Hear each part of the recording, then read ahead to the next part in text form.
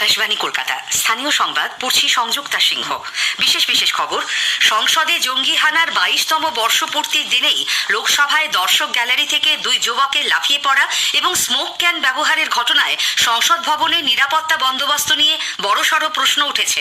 অন্যদিকে সংসদের ঘটনা নিয়ে অযথা আতঙ্ক তৈরি করা হচ্ছে বলে বিজেপির অভিযোগ। সংসদ ভবনের আজকের ঘটনার প্রেক্ষিতে রাজ্য বিধানসভার নিরাপত্তা রক্ষীদের শূন্য পদ দ্রুত পূরণ করা হবে বলে অধ্যক্ষ জানিয়েছেন। বর্ধমান স্টেশনের প্ল্যাটফর্মের ওপর হুড়মুড়িয়ে জলের ট্যাঙ্ক ভেঙে পড়ায় 3 জনের মৃত্যু হয়েছে, আহত হয়েছেন 30 জনের বেশি। ঘটনার তদন্তে 3 সদস্যের কমিটি গঠন করেছে রেল। আসন্ন দুয়ারে সরকার শিবিরে জমা পড়া আবেদনপত্রের ভিত্তিতে জানুয়ারি মাসের মধ্যে পরিষেবা পৌঁছে দেবার জন্য একটি টাস্ক ফোর্স গঠন করা হয়েছে। পশ্চিম বর্ধমানের শিল্পাঞ্চলের একাধিক জায়গায় ভোর থেকে তল্লাশি চালাচ্ছেন আয়কর দপ্তরের আধিকারিকরা। আসছি বিস্তারিত খবরে। সংসদে জঙ্গি হানার 22তম বর্ষপূর্তির দিনেই লোকসভার অধিবেশন চলাকালীন দর্শকদের গ্যালারি থেকে দুই যুবকের লাফিয়ে পড়া এবং স্মোক ক্যান থেকে ধোঁয়া ছড়ানোর ঘটনায় সংসদ ভবনের নিরাপত্তা বন্দোবস্ত নিয়ে বড়সড় প্রশ্ন উঠেছে।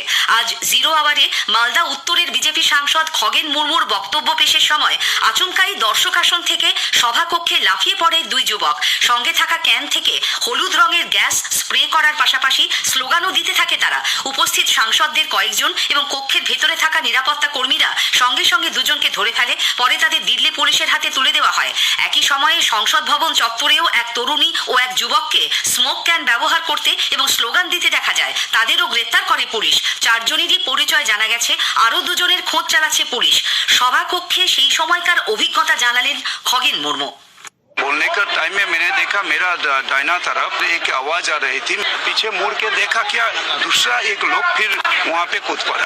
उसके बाद दोनों सामने चल रहा था, तो हमारे सभी वहाँ का जो सिक्योरिटी है और सांसद लोग दोनों को पकड़ लिया, पकड़ के हवाले कर दिया सिक्योरिटी। एक गैस का कुछ है, ज्यादा से ज्यादा स्मोक वहाँ से निकल रहा था। वो लोग बोल रहा था दोनों में क्या तानाशाही नहीं चलेगा, ये मैंने सुना। আজকের ঘটনায় সংসদ ভবনে প্রবেশের ক্ষেত্রে আঁটোসাঁটো নিরাপত্তায় ফাঁক থেকে যাওয়ার অভিযোগ করেছেন বিরোধী সাংসদরা। লোকসভায় তৃণমূল কংগ্রেস নেতা সুদীপ বন্দ্যোপাধ্যায়ের মতে অনেক বড় বিপদ ঘটতে পারত। It was a terrible experience. It is inside the floor of the house. Suddenly we found 2 persons jumped and one is coming gradually forward. What is that target? How? Why they are moving like this? Nobody could guess. Suddenly some smoke started penetrating. It's a yellowish color. So all were in a nervous mood. I was expecting maybe they are going to blast something or maybe they are going to shoot somewhere. But ultimately all left the house. অন্যদিকে সংসদের ঘটনা নিয়ে অযথা আতঙ্ক তৈরি করা হচ্ছে বলে বিজেপির রাজ্য মুখপাত্র শ্রমিক ভট্টাচার্য মন্তব্য করেছেন। আজ কলকাতায় সাংবাদিকদের তিনি বলেন, যা ঘটেছে তা অত্যন্ত উদ্বেগের, কিন্তু জাতীয় নিরাপত্তা পুরোপুরি ভেঙে পড়েছে এবং দেশের মানুষের নিরাপত্তা নেই বলে বিষয়টিকে যেভাবে উপস্থাপন করা হচ্ছে তা ঠিক নয়।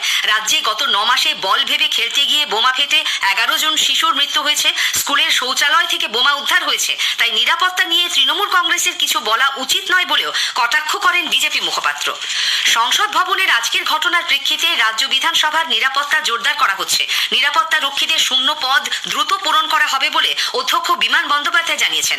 এদিনের ঘটনা প্রসঙ্গে তিনি বলেন, লোকসভায় যখন এমন ঘটনা ঘটেছে তখন বিধানসভার ক্ষেত্রেও আরও সতর্কতা অবলম্বন করা উচিত বলে তিনি মনে করেন।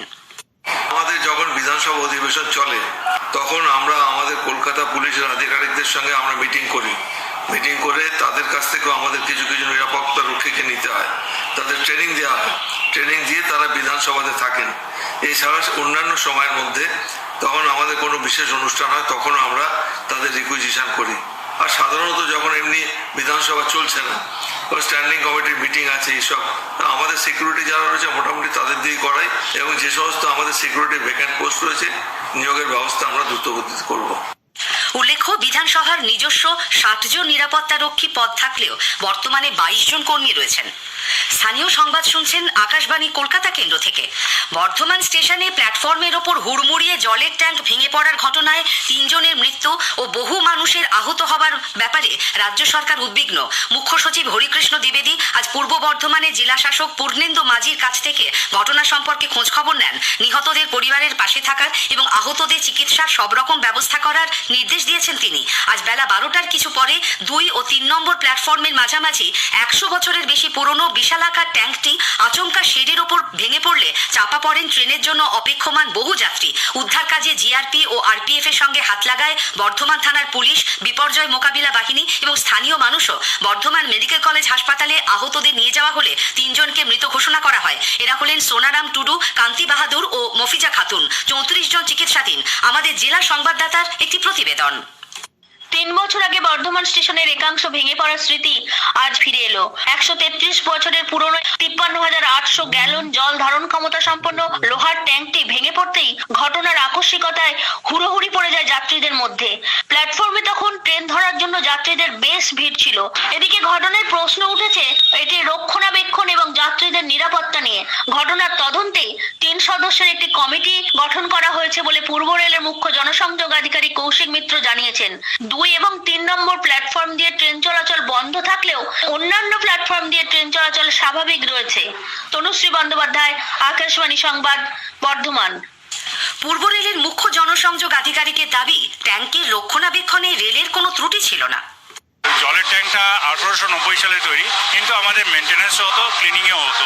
কোনো কারণে দুর্ঘটনা ঘটে গেছে, 30 জন মতো ইনজুরি হয়েছে। তাদেরকে 50,000 করে ক্ষতিপূরণ আমাদের রেলওয়ে মিনিস্ট্রির তরফ থেকে ঘোষণা করা হয়েছে এবং যাদের মাইনর ইনজুরি হয়েছে তাদেরকে আমরা 5,000 টাকা করে দিয়েছি।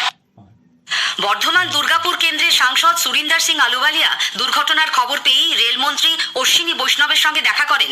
নিহতদের পরিবার পিছু এককালীন 5 লক্ষ টাকা এবং আহতদের নিখরচায় চিকিৎসার ব্যবস্থা করার জন্য রেলমন্ত্রীর কাছে দাবি জানান তিনি।